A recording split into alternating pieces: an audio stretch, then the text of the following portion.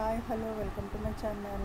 ఇవాళ అమ్మమ్మ చెప్పిన కథల్లో మరి అమ్మమ్మ దాశరథి శతకంలోని నెక్స్ట్ పద్యం చెప్తుంది కదా, ఆ పద్యం ఏంటో చూద్దాము.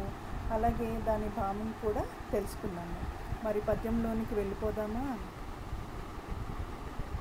గురుతరమైన కావ్యరస గుంభన కబ్బుర మంది ముష్కరుల్ సరసుల మాడ్కి సంతశిల జాల రదెట్లు శశాంక చంద్రికాం పురముల కిందు కాంతమణి కోటి స్రవించిన భంగి వింధ్య భూధరమున జారునే శిలలు దాశరథి కరుణాపయునిది.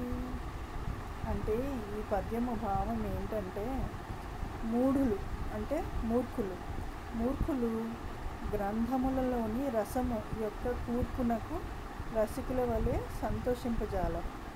అంటే గ్రంథములలోని రసము అంటే భావము, లేకపోతే రక్తి కట్టించే సంఘటనలు కూర్పునకు అంటే రచించుటనకు రసికుల వలె సంతోషించరు. రసికులు అంటే మరి ఆ రసముని సంగ్రహించేవాళ్ళు, అంటే ఆనందించేవాళ్ళు రసికులు అన్నమాట. సో రసికులలాగా వాళ్ళు సంతోషపడరు.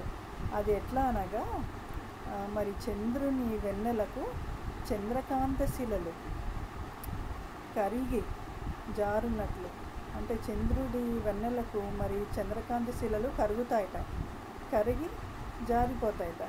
ఎక్కడి నుంచి? వింధ్య పర్వతమున నుండి రాళ్ళు జారవు. అంటే ఎట్లాగైతే చంద్రకాంత శిలలు మరి చంద్రుని వెన్నెలకు కరిగి జారిపోతాయో, కానీ వింధ్య పర్వతముననున్న రాళ్ళు మాత్రం జారవుట. సో అంత తేడా, అంటే చంద్రుని వెన్నెలకి అంత ప్రతిష్టత. మరి వింధ్య పర్వతం ఇప్పుడు రాళ్లతో ఉంటుంది కదా, రాళ్ళు మరి ఈ చంద్రుని కాంతికి జారవు. ఏవి జారుతాయి? చంద్రుని వెన్నెలకు చంద్రకాంత శిలలు కరిగి జారుతాయట. కానీ వింధ్య పర్వతం మీద ఉన్న రాళ్ళు కానీ రప్పలు కానీ కరగవు అని అర్థము. సో అమ్మమ్మ నెక్స్ట్ పద్యంలో ఏం చెప్తుందో తెలుసుకుందాం. అప్పటివరకు సెలవు. Thank you. Bye bye.